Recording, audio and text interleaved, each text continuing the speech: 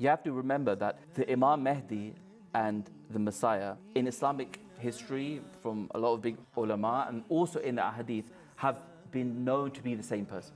For example, there's the famous hadith in Ibn Majah, al-Mahdiyu ila Isa, there is no Mahdi apart from Isa. And by the way, there's question of authenticity, but this has been authenticated by great scholars like Ibn Kathir.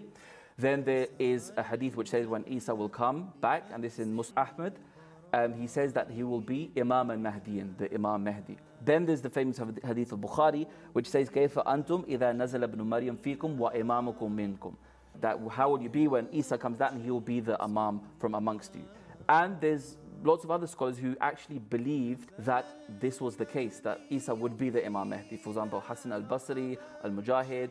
In fact, there's scholars who thought that even the ahadith about the Imam Mahdi are false in their entirety, and there will be no Imam Mahdi. For example, Ibn Khaldun. But as Ahmadis, we do believe in the Imam Mahdi, but that person was one person.